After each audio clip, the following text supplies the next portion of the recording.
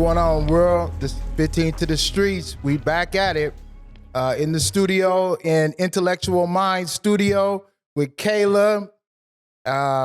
This is City Sid. Excited to be here today. We're gonna have a good show today. Life is good, man. I'm enjoying myself, and I'm enjoying being here and vibing with you guys. One thing that we do need is for you to start liking and subscribing to the podcast. So when you view it, that's important for us because it lets us know how we're doing, and also leaving comments so that we can answer those comments that you have. So please like and subscribe or follow us on TikTok and on Facebook. I mean YouTube. Excuse me, YouTube. Okay. Lucky, how you feeling today, brother? I'm feeling good. And, you know, I love the wellness check that we do. We pass around real quick for the wellness check. That's dope. Yeah, definitely. Man, just tell us what you like about it, because a lot of things that you say, it's answers in y'all comments. It be answers there for everybody on here. Me and Sid was just talking about it earlier. Man, a lot of things that we talk about, man, y'all comment on it. It's an answer in there, especially for us to take a look at. So, yeah, this ain't nothing but a wellness check. I'm doing good today. I'm happy. I'm looking forward to the show, man. Man, what's up with you, D? Hey, man, it's an amazing day, man, to be here, man, waking up. You know, I'm healthy. I still got all my extremities. You know, my family's safe. My son is growing. And so to always gather with y'all and do the work, man, and using our voice to empower other people and create action. You know, it's always a good thing, man. It's always a beautiful thing. You know, thanks for having me. You know, today is a special day.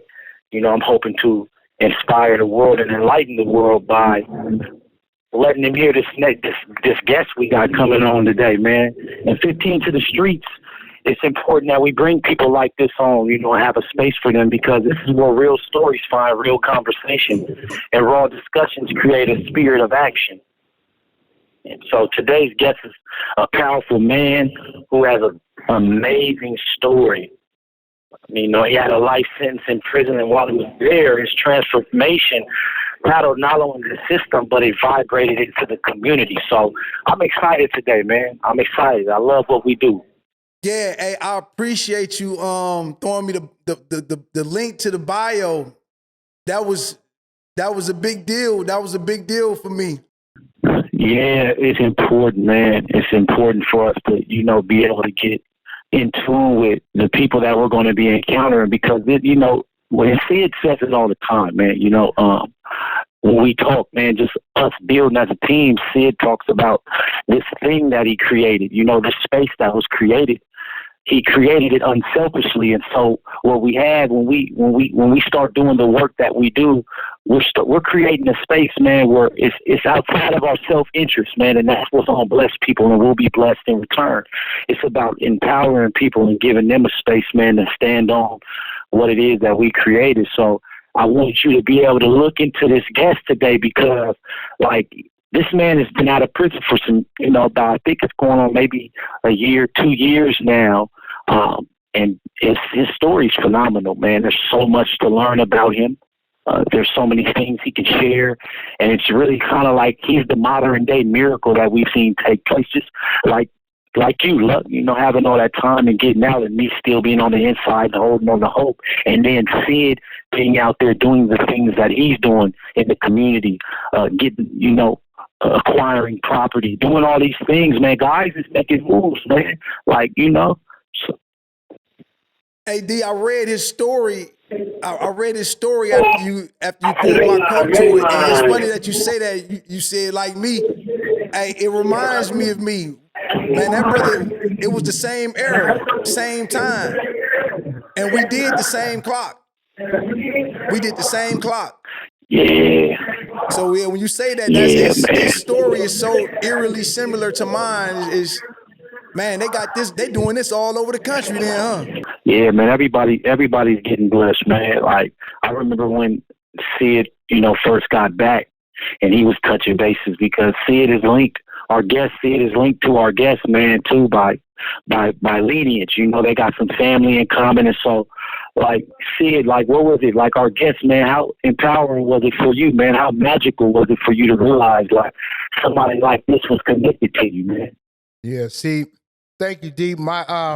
So my aunt worked in the prison system, and she worked with Kimonti.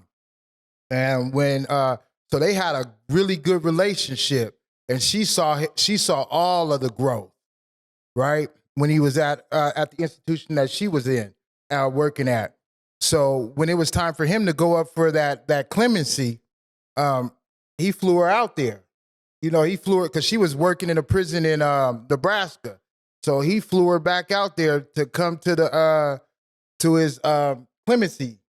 So they have a really good relationship, and that's dope. So I think it was my first day out, right?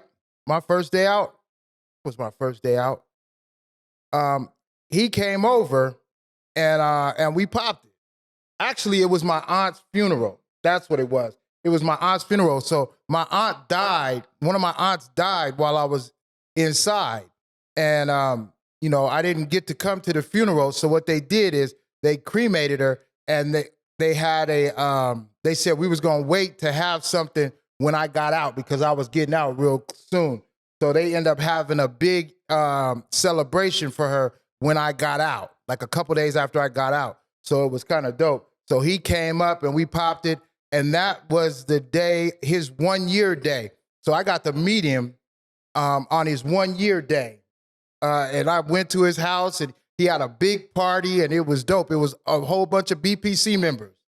And I'm a BPC member. Thank you, D, for making me sign up for the BPC, because that was a dope thing. What's the BPC? The BPC is the Black Prisoners Caucus, which I'm going to let D get on that one and explain it. Well, I hear you say those things, Luck, about how it relates to your story, like being able to remind yourself, and then Sid, his connection. Like, everything that's happening right now at this very moment is ordained for us to be able to make space for this man to come and really share, like, all the ways in which, like, our stories, they're all connected, but we still infect and affect other people, man. And it's like the BPC was so important for us because it was a space where brothers, so it stands for the Black Prisoners Caucus. And so in the 70s, when brothers didn't have spaces to celebrate their culture, when brothers did not have a space inside the prison system to get litigation skills, when brothers didn't know how to give back to the communities that they were robbing, they had to formulate a group, man, not only to create solidarity, right, but also to find ways, man, to get some community healing, because really at the end of the day, in all the work that we do, the benefit of it all is that we get healing from it. So we created community inside of the prison. And so when Sid came, he was able to be a part of that too, man. Sid came into the prison system and was trying to find his way getting into education. And he was like, bro, like, what should I get into? I see brothers is kind of over here and over there. And I'm like, well, we got this space, man, where we come together. We celebrate Juneteenth, Kwanzaa.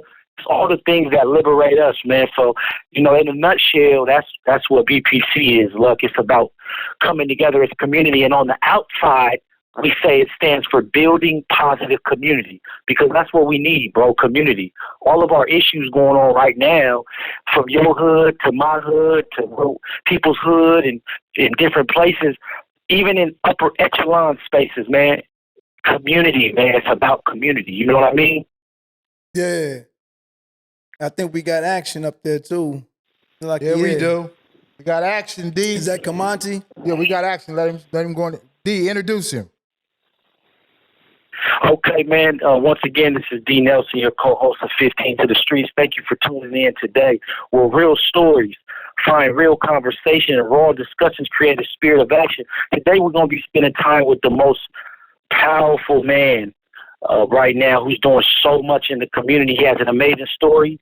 He had a life sentence in prison, and while he was there, his transformation created a vibration that not only shook things inside of the system, but also created space for the community to grow. How you doing today, brother? Hey, man, I'm blessed, baby. You know what I mean, man? It's just so good to be in space. Man, I'm stuck in traffic, you know what I mean, which is, we call these free people problems, man. But You know, I'm heading north on I-5, heading to Seattle. But man, it's a great day. You know, first and foremost, man, I just want to give a shout out to all my guys, man, that you know, that's really trying to do it from everywhere. You know what I mean? Sydney, D-Nail, I mean, the Yeah. other brother that's on the panel, man, we haven't had an opportunity to be formally introduced, but you know what I mean? My name is Kimonti Carter. Man, I'm a proud member of the Black Prisoners Caucus community group. Long term educator. You know what I mean, long term friend, man, long term supporter of the movement, bro. And I'm out in community. You know what I mean? After doing 25 years, I'm in 3 months locked up inside of Washington State Department of Corrections on a life sentence, man, that I caught as an 18-year-old young person. I mean, just, you know, misguided out there in Tacoma, Washington. And so, you know what I mean, today I sit here in traffic with you guys today, man, trying to, you know, definitely participate in this opportunity, man, to breathe on the folks who's listening tonight. So thank y'all for having me in space. All right. So man, we thank you for coming on, my guy. You know, D shared a bit to the world about you. He also passed on some information, you know, some of the information, all the good stuff that you've been doing out there on to Lucky, so Lucky could hear you. So I want to introduce you to my guy, to our other co-host, Lucky. Lucky's here. He did a bid like you, and he's going to tell you a little bit about him. You Okay, can that's what's you up. can hear me, Kimonti? Yeah, what's up, Lucky? How you doing, my guy? What's going on? I'm well, man. I'm well. Your story, I actually read a little bit about you. I saw a piece you did back in, I think, 2006 at a Justice Summit, and you spoke eloquent. You had to be probably in your 20s, probably in the middle of your bid. Your background is eerily similar to mine in that the same thing that probably opened the door for you, it opened for me. I caught my charges when I was 17, 18 years old, and I didn't get waived. So, you know, they say the mind don't fully develop until you're 25, so that played a part in me getting up out of there. I like the work you did with that, and that kind of drew me in. I kind of read a lot of bit about what's going on with you in Seattle. I think what you do is dope, and I was looking forward to actually, after reading about you and seeing your story, having you in the studio. Like, this is a big deal right here. This is a big deal. Come on, man. I'm an average person, my guy. You know what I mean? I walked the main line, man, and I ate with and built with all of my brothers. You know what I mean? Because I've always been in the trenches with it. You know what I mean? So I'm good to be in space. You know what I mean? But I'm reachable, man. I'm human, man. I walk around, man. You know, I do all of the things that a person is supposed to be doing. But you know, I think that from where I come from, bro, from you know all of the things that I did take, right, like all of the things that I knew that I had a hand in doing and orchestrating and encouraging, you know what I mean? And I realized that a lot of those brothers, man, they'll follow them same directives, bro, even in a positive way. You know what I mean? On a positive message. You know what I mean? With some positive energy, with love. You know, and so, you know, just being able to walk around that main line, bro, that's one of the things that I was able to really understand was just how important the relationships was with the folks that we sat at the table with, that we worked out with, that we busted that track with, you know what I mean, that we grieved, you know what I mean, and really grew up around. And what we was able to do, bro, is we was able to come to grips with with all of the bullshit that we was able to really, you know, impact our community with. And we realized that in order for us to even get an opportunity to get up out of that joint, bro, we were gonna have to change our mindset. I mean, the way we walked around the world and the way in which we talked about how the people we were. So, you know, man, just, you know, seeing that you in space with Sydney D. Nail, bro, that means that you on that same vibration, bro. I mean, and so, you know, we sat at many tables, man, busted many laps trying to figure it out, man. And that's what we're gonna continue to do. So if this is that space, man, where y'all doing it, man, y'all continuing that, you mean that day room and that big yard conversation, man, count me in. That's real. Yeah, I wanted you to kind of touch on a program you started too, the acronym TEACH. I have a program myself, the Edge program, but I like what you did with yours, and you can offer a little wisdom on that. Are you still deal with Teach? Yeah, we got the Black Prisoners Caucus Teach program, right? Teach is it's an education program, bro. It's an education institution. really founded on liberation education. And so, I don't know where you did your time at, but, out here in Washington State, bro, for all of us young brothers who was getting smacked at 17, 18, 19 years old with all of those long sentences, they wasn't allowing us to go to school, bro. The only thing that we could do was work for the system. We could never work for ourselves. And Right. so, a part of our circle, bro, that was one of the things that we did is we kept trying to make sure that we prioritize education, like sharpening everybody's skills up. And so whether it was folks who was in a GED class, whether it was folks who was trying to read their lawyer paperwork, bro, we was committed to being able to make sure that we make that education wasn't going to be a barrier to your succeeding. You know what I mean? And I'm talking about, bro, and we was opening up our space to everybody. If you was willing to come and learn, if you was willing to come and grow and build in this community right here, you was always welcome. And we left all of that, we left all of that penitentiary shit outside the door, bro. Yeah. And it took a while for us to get there, but one of the things that we did was we was able to help a lot of folks, bro, for the first time in their family's generation, be able to get access to college education. It was because of the opportunities that we created for ourselves. And so that was 2013 at Clallum Bay. And we was fortunate enough, with definitely the wisdom and the foresight and the commitment from D-Nail and and Drip, Andre Parker and Carlos Bernardez and many other brothers, man, who left from Clallum Bay.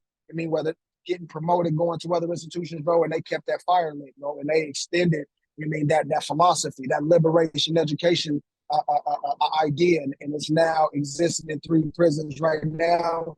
And we're in conversations with DOC about being able to make sure that not only is this going to all the other brothers and sisters across the state, but also to our juvenile facility as well. We need to be able to make sure that we creating those spaces, bro, in order for liberated minds to be able to engage and converse and to really tackle the issues that impact us. And so, that's what we was able to do with Teach, and it was able to broadly penitentiary that everybody was committed to. You stop. Everybody quickly came to the realization that was our, and people treated it accordingly. All right. Yeah, I think that's dope. I got the one called Edge. I'm trying to get off the ground, and it's centered around the youth as well. Like it's everything that you're doing. Like everything that I read about what you're doing, I just want you to know that to accept, press 1. I drew some inspiration. I think D Use trying to this get back recall, in right now, but I drew 2. some If you would inspiration like to from what you're permanently doing. block your number from receiving calls from And this it's the facility, field that I'm press trying to 6. get into right now with the whole Thank you for DHS, the mental using health, all Securus. that. You Like may it's start the important to me, conversation man, because now. they've been using my skills for free when I was in the joint. No, it's all good, man. Kimonti, it's good to have you on the show, man. I think that, who you are and what you represent for the community as a whole, holistically, is really important, man, that you continue to expose yourself to these spaces, man, because everyone will be inspired, bro. So, it's good to be on this space with you, man. Tell the world about your journey from prison to liberation, man, because, and I'll speak after you, because I got a chance to witness that, firsthand. And so, if you can, man, tell the world about your journey from prison to liberation, man. What was that like for you? From prison to liberation, it was man, it's still surreal, bro. Because I think for the longest time, like for those of you guys who don't know, I just got off paper, May 22nd, and my case concluded. My Washington State Supreme Court case concluded also, with a very favorable outcome on May 23rd. And so, just to kind of see, where I'm at now, bro, and kind of what that journey looked like, right? Like I can't, like it's like, bro, there's no way for me to be able to skip past. It's like I've spent, most of my entire life locked up in somebody's jail cell, holding cell, detention facility, playing by their rules. And so since 11 years old, and when I realized, man, in the hole in Walla Walla, bro, way back in 1999, man, just in the hole, bro, You know what I mean? With life without the possibility of parole, I was like, damn, it's like life can't even get no fucking worse than this. I mean, not only did my, Yeah. my friends Wow. play a part in, really helping me get there, but I just realized that like that energy that I was given to my guys, man, it wasn't being reciprocated. You know what I mean? And so it always, and I've always been a sharp cat. I wasn't dumb. I just, I just did ignorant things. You know what I mean? But I just also realized, bro, is that I needed to change the things that behavior. I needed to change that behavior that got me to prison, bro. I mean, and I spent so many time in that cell by myself to where it really helped me to be able to grow into what that responsibility looked like, and it required me to be able to own what I did. And I think that at that moment, right, me being able to really, confront myself with what taking responsibility for what those actions did, right? Like it was a hard thing to do for myself, but I think it was something that gave me the greatest strength because I realized that at that point there was nothing that I couldn't confront, bro. I faced it all at that point. You know what I mean, including my worst demon, and that was myself and my decisions.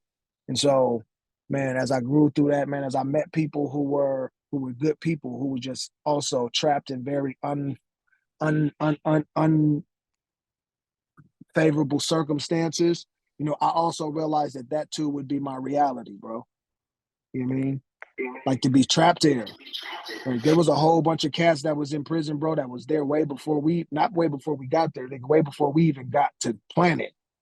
Right before we was even born, there was folks up in that penitentiary that was thrown away long ago. You know what I mean? And I realized that we couldn't go out like that, bro. And so, as I started to pick up all of those tools that people was giving us, bro, about picking up those books and really staying after it, that's one of the things that I was beginning to realize is that we were the best thing that could happen to us. Us. When we begin to solve the issues amongst black folks, bro, to where we stop fighting in the joint, and we started to thrive, bro. Oh no, I was just gonna say, just watching you guys' video, that was one thing that what's the video called that you guys did? Since we've been down. Since I've been down. Since I've been down, right? Watching that video and realizing sitting there, because you only get a clip of it at the beginning. Before the video came out, you were getting clips. And those clips, there was the one where D is sitting with a white dude and another black guy, and they're saying, we wouldn't have been able to do this before you guys started that program. The Mexicans, the whites, and the blacks, they was not like that.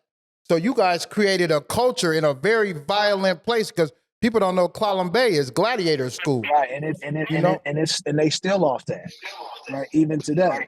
But that's why it's so important for folks to be able to create those spaces, bro, in order for us to really be able to call, a lot of that bullshit to the center, but also be able to provide enough space to where we're gonna honor and respect each other's thoughts, ideas, and opinions in this space. That's what this space is. And so, when you're in the joint, bro, and you walk in the main line, everybody know who's willing to push the line and who ain't. That's one thing that's clear in the joint. And when folks begin to start speaking some different languages, bro, folks begin to listen. And when our actions start to exhibit the same thing that we're talking about, then what you'll get to have is folks will start buying in to what's going on. And I think that's what it was about, bro. It's about us creating energy that wasn't going to remove an opportunity for us to be able to get free. Because as long as we were surrounded and contributed to the madness, bro, we were never going to free ourselves from prison. D, what was you about to say? No, I'm gonna let Lucky chime in too. Lucky, go ahead, man. If you got some questions and stuff for him, I'm gonna let everybody get at it. We got an hour. Yeah, no, I'm enjoying hearing him break it down. Like I read about him just before I got here when you gave me the link to the bio. So just hearing him say it in person, what I read, like I hear him when he said he was 11 years old. Talk a little bit about that, Kimonti, when you was 11 years old, like how you got into it at 11. Man, 11, you know how I got into it at 11, it was just the average everyday young, kid who was being raised by a single mother story. I mean, my mom has 3 kids, bro. I mean, she was young and I was the oldest. And at that time, really trying to rebel against all of the things that was happening in my environment. I didn't know what to do with that but to be able to just run away from it.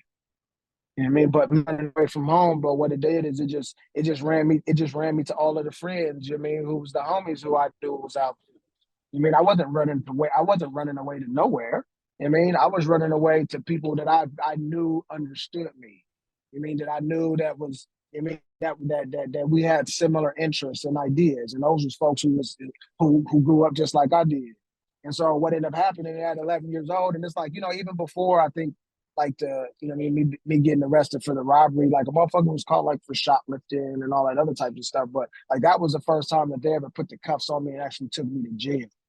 You know what I mean? But it was like once that happened, right? Like once you take, it's like it's like this is the analogy. It's like it's like you have those big families to where you have like kids who have their parents and them guys grew up in the suburbs and they're square and all that type of stuff, but then they got their real ghetto ass family that they just hate to go over because everything like that was how it was. You know what I mean? It's like we was those ghetto ass kids that was hanging around. There wasn't no good kids around us, so we was always getting in trouble. And when you went into the juvenile and you begin to find yourself around those badass kids, like that influence began to rub off on you. Because what you was able to witness in juvenile, growing up in juvenile was where all of the kids, runaways, foster kids, kids that grew up without any parents, bro. It was like every kid that was out there on the block surviving, that's exactly where they was ending up in juvenile. You know what I mean? We knew who was fighting. We knew what neighborhood they was from. We knew all of those things. And in juvenile, it shaped a lot of our mentality and our interaction. It started to carve out the city streets before we even knew which streets to cross and all of that different type of stuff. We learned all of that shit in juvenile. So I want to ask you something, Kimonti, when you finish breaking down. I want to ask you one more thing.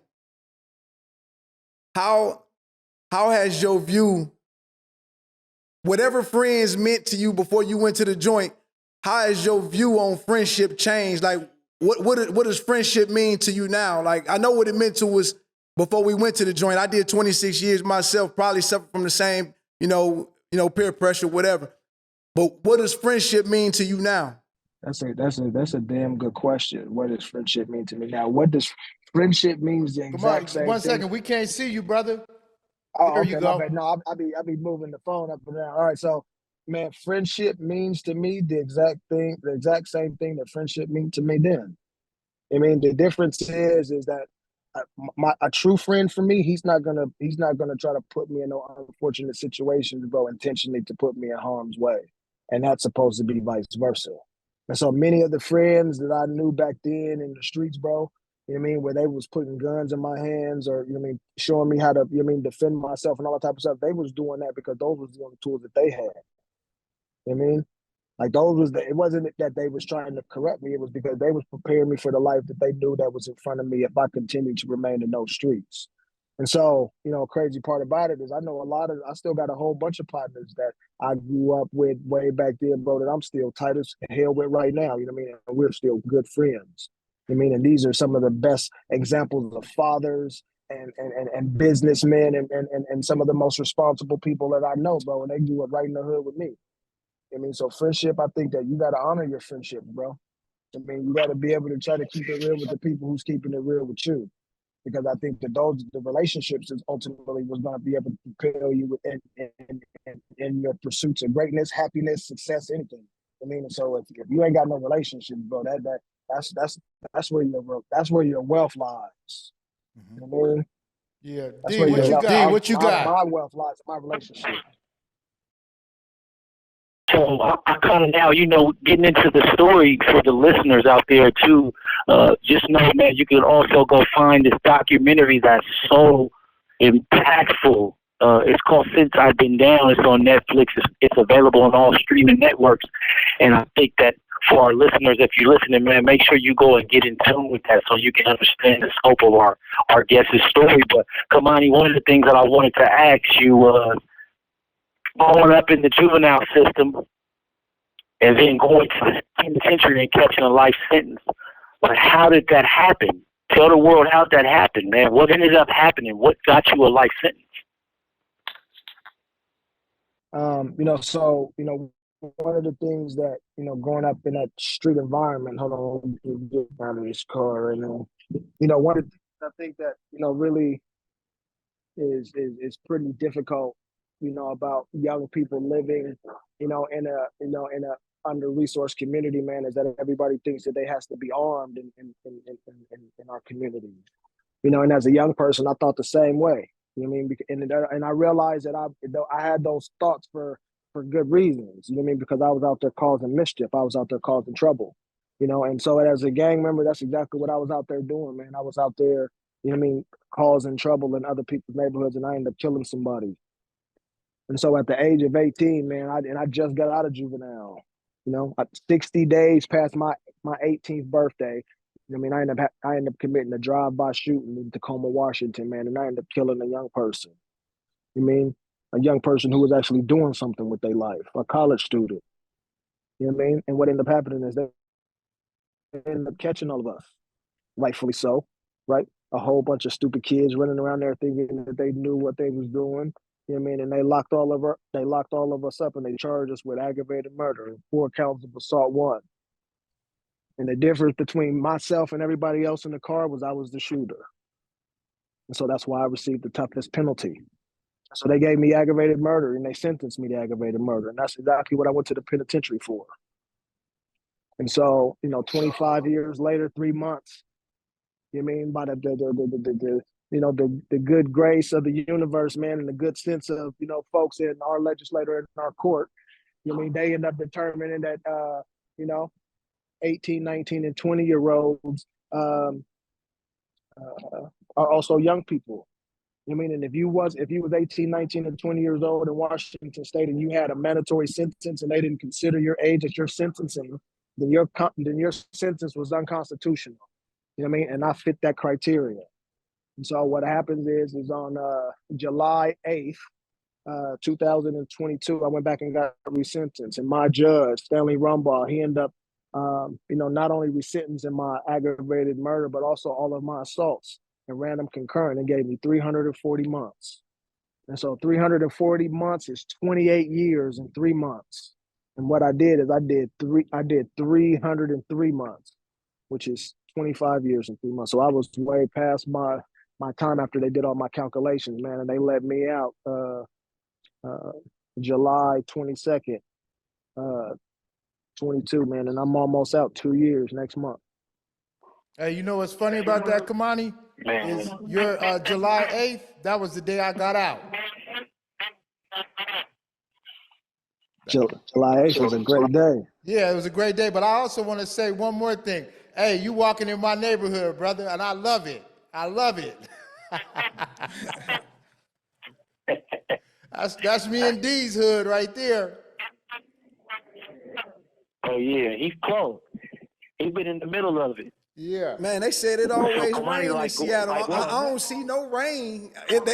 They just told me it rained in Seattle every day. No. It's Like it's 365 days. They said at least rain 360. Nah. It's crazy. Hey, Kimonti, I got a question for you. So, Huh? It's raining right now. Huh? Is it? I just make it look good, man. Come on. Hey, I got a question for crazy. you. So Give it to me. I was talking to somebody in the penitentiary, right? Yeah, And, because we all get calls from people hearing about what we doing, right? So Right. everybody that calls me, they always saying, man, you guys is reaching back. You guys is reaching back. And you know what that makes me think about, right? Right. The What? Sankofa bird. For sure. And then I see those beads that you got around your neck, and I know that it's got some representation to that Sankofa bird. Yeah, you know it do. You know what I mean? Yeah, you know it do. You know what I mean? And so, you know what I mean? For those of you guys, you know what I mean? We out, when we was inside, man, we ended up getting a part of the Black Prisoners Caucus movement. You know what I mean? that was leading the movement for all of the brothers who was locked up inside, man, as a way of giving them a platform to address the social, the mental, and the spiritual ills that ailed them. You know what I mean? And so, that was also the thing that got us free. And, upon me getting free, you know what I mean? Curtis Rogers, one of the long-standing members of the Black Prisoners Caucus. I think bro was also one of the founders too, way back in the day. You know what I mean? He ended up he made jewelry. You know what I mean? And so what he started to do is he started to reward the brothers, man, and the sisters who was getting out of the joint, man, for doing that time. And so, for all of the brothers and sisters who's pulling up to the BPC community group, bro, we making sure, man, that we go ahead and hit the brother Curtis Rogers, man, in order for the elder to bless him with a chain. You know what I mean? So we gave out about 30 chains, man, since we've been out here. You know what I mean? So we just making sure, man, that this is something that just symbolizes our strength, man, and our pathway forward. Everybody ain't got them, right? They all look unique to to our personalities and our preferences, but man, it's something that folks really really hold close and dear to their heart, man. And when we got little events and stuff in community and all that type of stuff, yeah, everybody, man, we chain check it, man, make sure that folks represent. Because this is how we give back, man, just to make sure, man. I'm hoping one day I could get me one of them. Give me a set of beads. Kimonti, this your second year out. This your 2-year anniversary. Is not yeah, to accept. Press about 1. 30 more To send a days, man. voicemail. About 30 more days, and it'd be 2 years. Yeah, 5 more months. It'd be 3 for me. So I'm pretty much I'll be relating to your story. I was reading your bio earlier. I ain't get to see since I've been down yet. That's the one thing I ain't got to see. I got to do a lot of reading about you, but I'm fresh out myself, so everything is like a day at a time. Like I seen you on the pic when you was smiling, I was like, yeah, man, he happy to be out like a motherfucker, man. I can see it. Kimonti, I got a question for you, man. So, you guys, you guys are there. So I kind of want to get history to the minority, and then kind of talk about all 3 of you guys on the other side and get it back to Kimonti. But, in his walk, what I'm saying, now that I'm in this position, that he was once on the inside. You used to always how he carried the pressure, you know what I'm saying? And I wanted to kind of give you your flowers, like my boy Love would say, man, give you your flowers, because I really wouldn't be where I'm at now as an incarcerated individual if you didn't put me in the space. Because a lot of people don't know for the BPC, and when we talk about what the history of the BPC is, you got some people in them circles, man, and it's there's still fires burning, man. Like, some of us got issues with each other, and things happen. We got skeletons in the closet, but we begin to work together, and those things begin to dissipate in the way that we can manage them. And I remember Kimonti used to always make me speak, man, at the meetings, and I used to be mad. Like, why you keep doing that, bro? It was like, because you did something. So I want to thank you for that, man, because, that's a part of my calling. But being inside, like, I want to know, what is it like for you now that you have been walking through your re-entry journey? Like, what is it like going from that to now getting into re-entry, like re-piecing your life together? That's a good question. And, I think just like in the joint, like when you pull up on the main line and you get to tapping in with cats, like everybody's giving you information, right? About what you should do, what you could do, what you shouldn't do, you know what I mean? All of those things. And you kind of come with your own notions, right? Your own ideas, your own thoughts, right? And for me, when I first got out, man, me and my bro Olaf, man, like me and bro was together damn near every day. Olaf was one of my childhood friends, and he was actively involved in the movement out here for sure. You know what I mean? No New Youth Jail. I mean, protesting at the city hall. You mean like marching, doing like there? He was out here with us, so I knew how, areas and where I wanted to really make that connection. And one of the things that he was giving me was try everything, bro. Try everything. You know what I mean? And what that did for me, right, was, it went from, different little things like clothes and food. He was like, when I got out, I was buying all of this stuff. He was like, but now I've been out 3 years. And he's like, and I don't even wear 3/4 of the stuff that's in my closet. You know what I mean? He was like, because I had to get out and realize and really figure out what fit for me. And before I got here, there was a lot of people who, again, right, there was already people who got here who already had thoughts about what I was going to do. They had visions for me, and then people quickly came to the realization that wasn't my vision. That's not what I had planned for myself. And so another thing that he kind of really gave me was, he told me that I didn't have to rush into anything. I mean, that there was no moment of desperation. And these were things that we all used to tell folks in the joint. Like there's because desperate situations create desperate decisions. And I'm thinking as long as you remove those points from your mind, it's like, man, you always have the right to choose. And you don't even have to make a decision today. Can't nobody force me to make a decision that I don't want to make today. You know what I mean? And I think being able to just really be confident in that I always have tomorrow, that I always have time to be able to collect my thoughts and make a collective decision. It's the same thing that was happening on the inside. It's just like arriving at a new facility for me. You know what I mean? Because I didn't come out here scared of noise and big crowds and all type of stuff, because I've lived in close custody all my goddamn life. You know what I mean? I know how to operate amongst the madness and in the day rooms and all of that. So those things wasn't things that was going to shock my system. And I think that spending a lot of time educating and talking and gambling and playing basketball and all of those pro-social activities that I did in the prison, it prepared me to be able to have those exact same conversations and engagements and interactions with people out here. And the Black Prisoners Caucus, I think, really gave me some of the best jewels, is because it really exposed me to a lot of professional people. And through that interaction, it allowed me to see the people on the other side of the accomplishment, of the title, right? And so now, even in prison, like the superintendent and the captain and all that, after you get to a point, bro, where we are confident in our ability to articulate ourselves, we're no longer intimidated by people who hold titles. Mm-hmm. You know what I mean? And so getting out here, man, I just tried to just carry a couple of simple things, man. Try everything.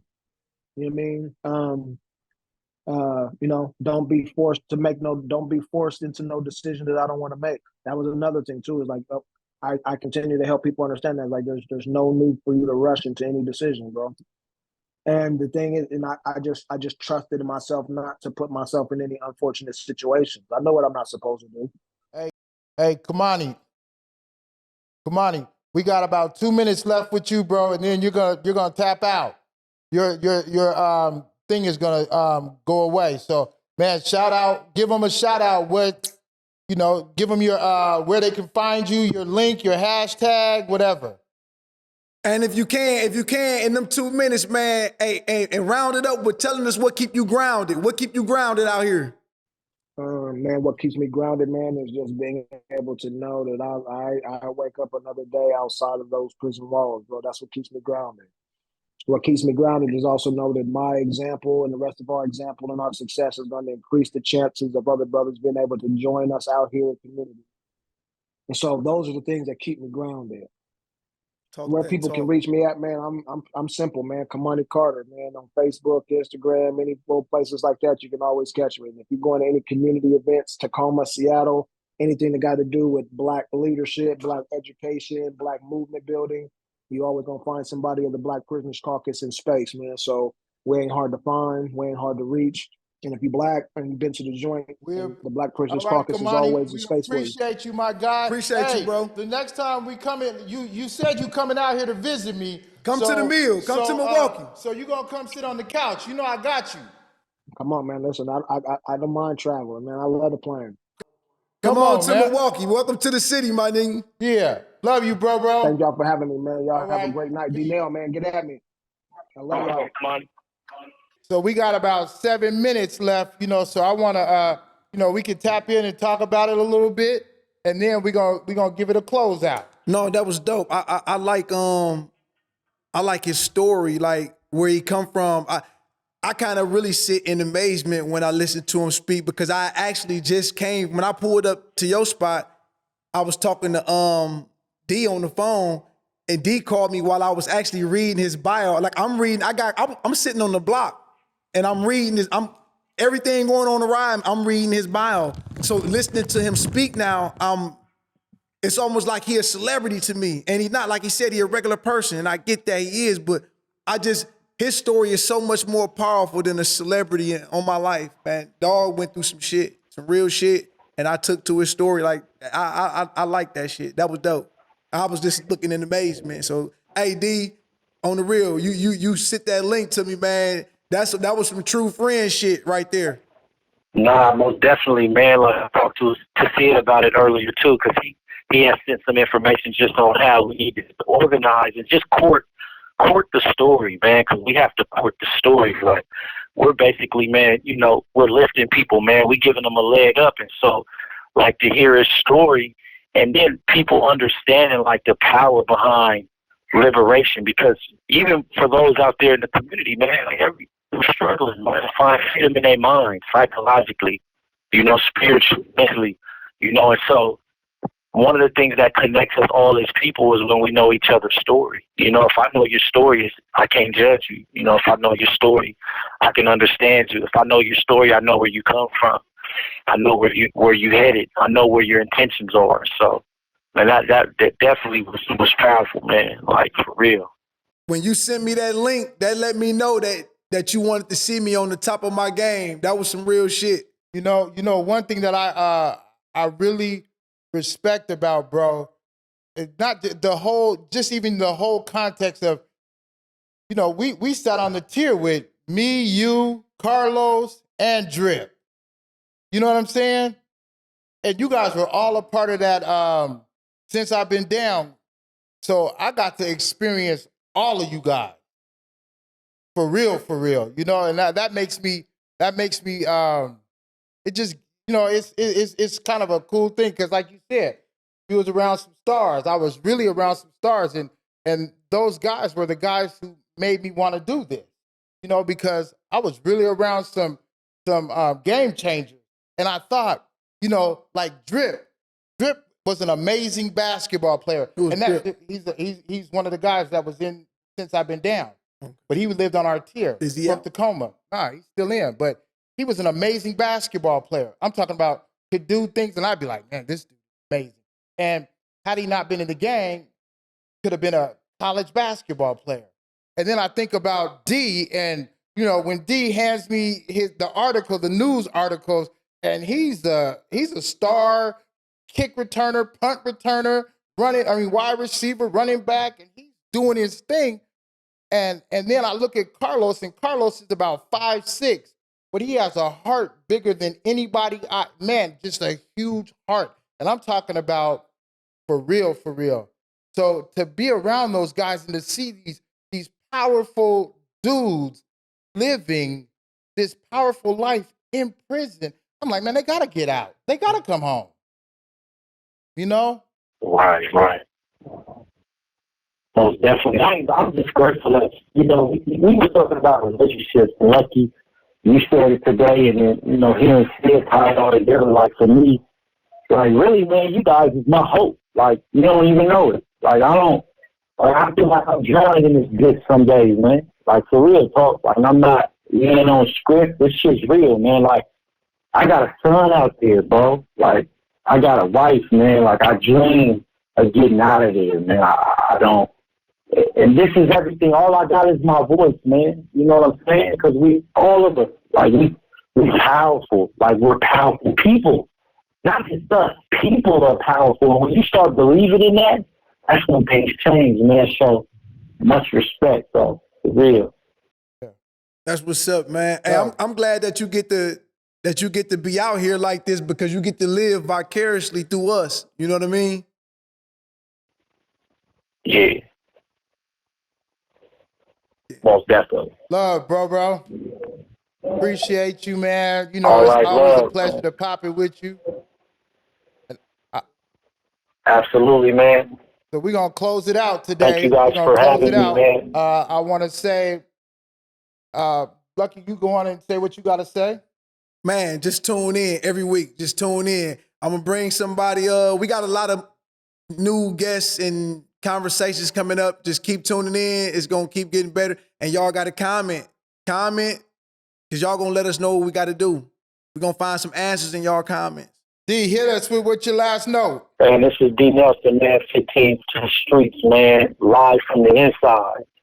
I'm on the main line right now, man. I'm handing out this old slot, man, in this penitentiary. But I'm here to share my mind and my heart with the world, man, because who I am and what I'm becoming each day is important to me, man. Thank you for allowing me to share that with the world, man. It is what it is. 15 to the streets with me. Dope. All right. This is City Sid. I want to say, man, thank you guys for watching, listening, and please like, subscribe, follow us on YouTube and TikTok. It's important because we need to know that we're doing something that's impactful, and those are the ways that we get to find out what we're doing. So those and how we're doing. So when we get those likes, we know that you're liking the content that we're putting out. When we get those comments, we know that you're like, man, can you guys do this or can you do that? We want to be able to adapt to what you guys need, right? But we can't do that if you don't respond to us. Secondly, we would love for you to start tapping in with us with people that are in prison so that we can make another connection and grow this thing bigger than just what we see right now. We believe that this could be worldwide because there's people in prisons all over the world, right? But you got to tap into us and leave comments. Tell us how to get connected to your people in prison. So lastly, I just want to let you know, I'm about to be kicking Starbucks every week till they give us a sponsorship. You dig? So this is the summer skies. Man. That's what I'm on right now. You gonna start doing promos? At least have one for me. No, you ain't even got me one. All right, go get you one. I just thought about Make it sure while they getting them comments too, Sid. So go get you a summer skies from Starbucks, right?